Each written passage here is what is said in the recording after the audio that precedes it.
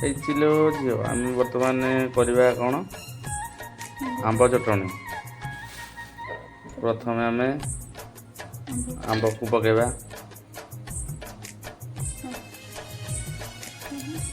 ତାପରେ ଆମେ ପକାଇବା ପିଆଜ, ତାପରେ ପକାଇବା ଗୋଟା ଲଙ୍କା 4ଟା ଯେତେଟା ଦେଲେ ଚଳିବ।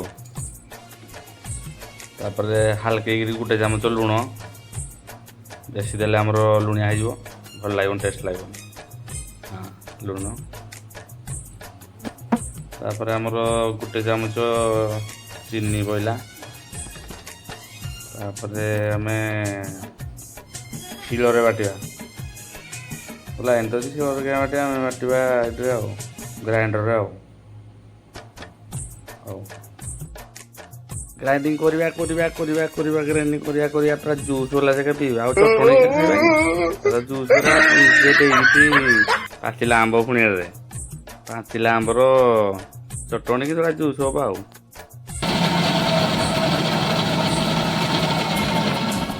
ବର୍ତ୍ତମାନ ଆମର ଚଟଣି ପ୍ରସ୍ତୁତ। କିରା ଏମିତି ଚଟଣିଟା ଦେଖାଯାଉଛି ପୁରା ବାଗିଆ ଭଳିଆ, ପିଠଉ କରିଦେଇଛ ବୋଧେ ଆଉ। ହଉ ଭାତ ବାଡ଼ ଖାଇବା ଚାଲ।